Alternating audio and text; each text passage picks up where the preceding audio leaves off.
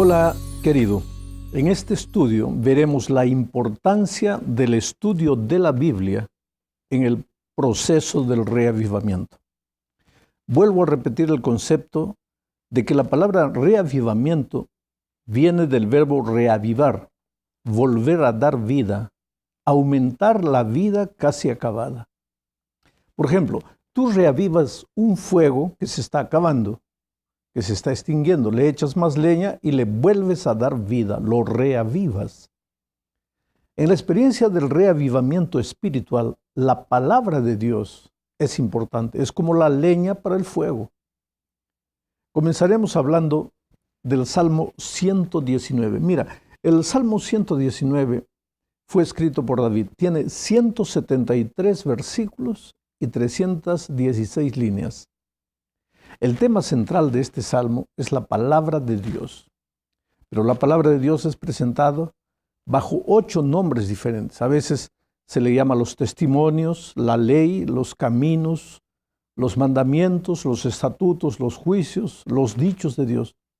Todo esto se refiere a la palabra de Dios. Lo interesante es que de los 176 versículos, solo en 3 de ellos no se menciona a la palabra de Dios. En todos los otros, la palabra de Dios es mencionada bajo uno de los sinónimos presentados. En este salmo, el 119, la palabra de Dios alumbra los pies del cristiano para que no tropiece. También ilumina la mente para tomar decisiones sabias. Alimenta el alma hambrienta y el corazón sediento. Guía al cristiano y también trae reavivamiento. Mira lo que dice, por ejemplo, el versículo 50. Estamos hablando del Salmo 119. Ella es mi consuelo en mi aflicción, porque tu dicho me ha reavivado, me ha vivificado. Tu dicho. Piensa en esta expresión. Tu dicho me ha vivificado, o sea, me ha traído nueva vida, me ha hecho vuelto a vivir. Para David no existe, no puede haber reavivamiento sin la palabra de Dios. Pero ahora viene una pregunta, ¿por qué no hay reavivamiento sin la palabra de Dios? Bueno, por causa del poder creador de la palabra. Esta es la segunda parte de nuestro estudio. En el principio nada existía, solo el caos, la oscuridad, el vacío. Y mira lo que afirma el Salmo 33, versículos 6 y 9. Por la palabra de Jehová fueron hechos los cielos y todo el ejército de ellos por el aliento de su boca. Porque Él dijo y fue hecho, Él mandó y existió. ¿Imaginas la fuerza de esta declaración? ¿Imaginas el poder de la palabra creadora? Pero eso no es todo. Cuando Jesús estuvo en esta tierra, hizo andar paralíticos, abrió los ojos de los ciegos, curó a los leprosos y hasta resucitó muertos solo con el poder de su palabra. Claro, si su palabra pudo crear todo de la nada, ¿no podría también restaurar algo de lo que el pecado ya había destruido? Claro que sí. Hoy Jesús no está más corporalmente con nosotros, pero su palabra sí lo está. Tenemos la Biblia en nuestras manos. Y el autor de la epístola a los Hebreos dice en Hebreos capítulo 4, versículo 12, lo siguiente. Porque la palabra de Dios es viva y eficaz, y más cortante que toda espada de 2 filos, y penetra hasta partirle el alma y el espíritu, las coyunturas y los tuétanos, y discierne los pensamientos, las intenciones del corazón. ¡Qué promesa extraordinaria! No hay nada que se resista a la palabra de Dios.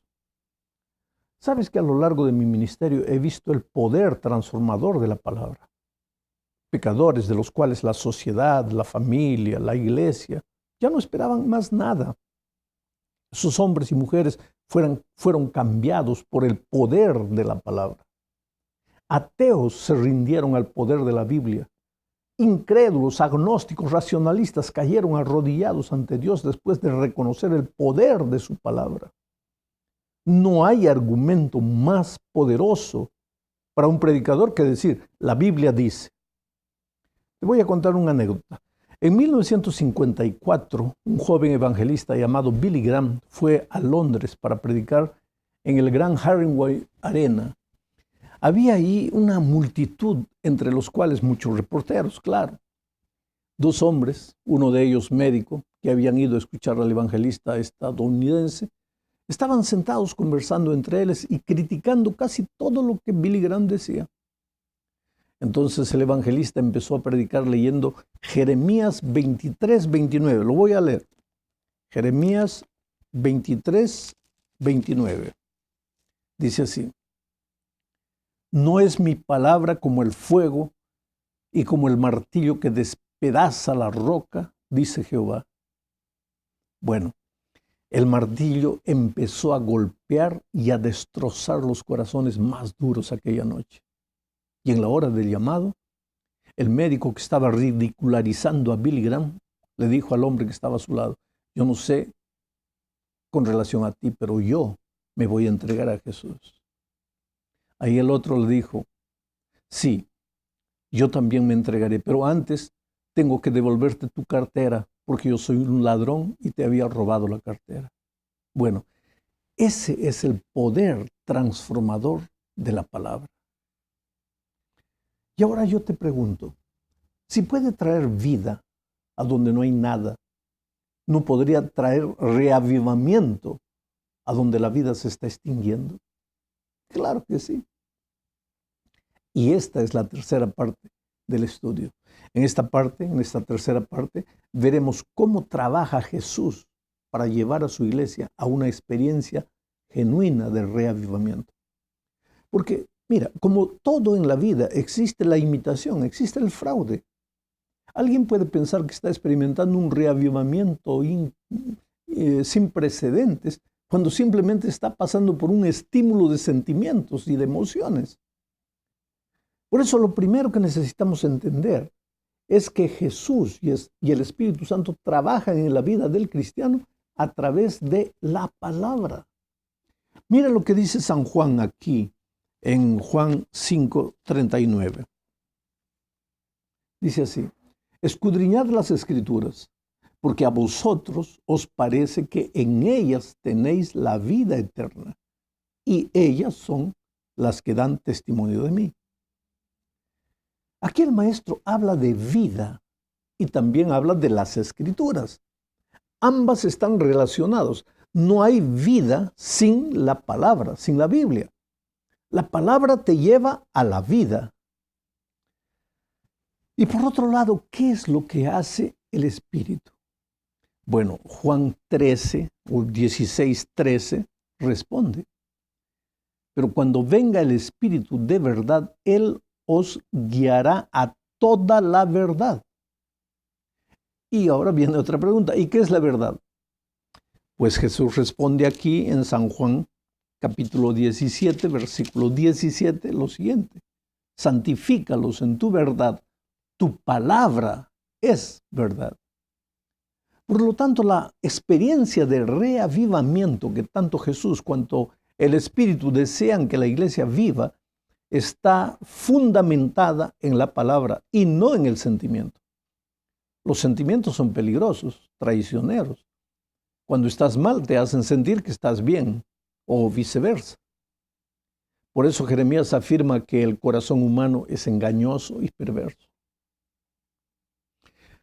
Mira, una ilustración práctica de lo que estoy diciendo es la experiencia de los discípulos. Cuando ellos estaban camino de Emaús, después de la resurrección de Cristo, ellos regresaban tristes, pensaban que Jesús les había fallado. 3 años de sus vidas habían invertido para nada. No tenían ganas de vivir ni de soñar. Y Jesús se les apareció en el camino. Y necesitaba reavivarlos porque ellos estaban moribundos en la vida espiritual. ¿Y cómo Jesús los reavivó? ¿No podría haber efectuado algo maravilloso, espectacular, de modo que los discípulos, al ver las maravillas del milagro, se reanimasen? Claro que podía, pero no lo hizo. ¿Qué es lo que hizo? Simplemente abrió las Escrituras y les leyó lo que ellos habían olvidado. ¿Y cuál fue el resultado de leerles las Escrituras? Ellos dijeron después lo que está registrado aquí en San Lucas capítulo 24, versículo 32. Y se decían el uno al otro: ¿no ardía nuestro corazón en nosotros mientras nos hablaba en el camino y cuando nos abría las Escrituras? Oh, mi amado, este es el modo, es a través de su palabra, es así que Dios hoy desea llevar su iglesia a la experiencia maravillosa del reavivamiento. En la cuarta parte de este estudio veremos el lugar de la fe en la experiencia del reavivamiento. Mira, la fe no es un producto de fabricación humana. No es porque cierras los ojos y te repites una frase positiva muchas veces que tienes fe o que manifiestas fe. Fe es un don de Dios. En realidad, si pudiésemos encontrar un sinónimo perfecto para la fe, esa palabra sería confianza. Tener fe en Dios es confiar en Dios. Por lo tanto, la verdadera fe no se fundamenta en los deseos y anhelos humanos, sino en la voluntad divina. ¿Sabes? Nuestra fe no se mide por las cosas que queríamos que sucedieran y sucedieron, sino por la capacidad de aceptar el plan de Dios para nuestra vida. Hebreos 4, versículo 2, dice lo siguiente: porque también a nosotros se nos ha anunciado la buena nueva como a ellos, pero no les aprovechó el oír la palabra, por no ir acompañada de fe en los que la oyeron. El pensamiento de este texto es que si no confiamos en lo que Dios dice, y fe es confianza, y si no confiamos en lo que Dios dice, el estudio de su palabra tiene poco valor para nosotros. El requisito para que la palabra de Dios haga maravillas en nuestra vida, si pudiésemos decir así, es la confianza que depositamos en Dios. Piensa en el caso del paralítico del estanque de Betesda, por ejemplo. Había estado paralítico por largos 38 años. Desde el punto de vista humano, no había solución para su problema. Pero Jesús apareció y le dijo: levántate, toma tu lecho y anda. El paralítico no esperó a sentir algún tipo de éxtasis. No cerró los ojos y pensó: voy a andar, voy a andar, voy a andar. No. No hizo nada de eso. Simplemente confió en la palabra de Jesús y anduvo. Tuvo confianza, ejerció fe en la palabra. Bueno, ¿qué tiene que ver todo esto con el reavivamiento? Es que la palabra de Dios dice que si oramos y estudiamos su palabra, la iglesia recibirá nueva vida. Solo nos resta creer. Y el milagro sucederá porque es así. No es basado en nuestros sentimientos. Es basado en la confianza que depositamos en esa palabra hablada por Dios. Mi querido, llegamos ahora a la parte final de este estudio y aquí hablaremos de la palabra de Dios como salvaguardia y seguridad de la experiencia auténtica del reavivamiento. Al enemigo no le gusta el punto de equilibrio, le gustan los extremos, mientras Dios es un Dios de equilibrio. Ni 8 ni 88, dicen en el Brasil. El mundo acecha constantemente a la iglesia. El liberalismo, el secularismo hacen que la iglesia caiga en el terreno de la apatía espiritual. Pero por otro lado, el fanatismo puede ser la imitación barata del verdadero reavivamiento. ¿Dónde está nuestra seguridad? Mira lo que Pablo le dijo a los hermanos de Efeso antes de despedirse. Está registrado aquí en el libro de Hechos de los Apóstoles, capítulo 20, versículos 29 al 32. Porque yo sé que después de mi partida entrarán en medio de vosotros lobos rapaces, que no perdonarán al rebaño. Y de vosotros mismos se levantarán hombres que hablen cosas perversas para arrastrar tras sí a los discípulos. Por tanto, velad, acordándoos que por 3 años, de noche y de día, no he cesado de amonestar con lágrimas a cada uno. Ahora, hermanos, os encomiendo a Dios y a la palabra de su gracia, que tiene poder para sobreedificaros y daros herencia con todos los santificados. Piensa en lo que Pablo dice. Dios y la palabra de su gracia, Dios y las sagradas escrituras, Dios y la Biblia. Dios cuida y orienta a su pueblo, pero lo hace a través de las escrituras.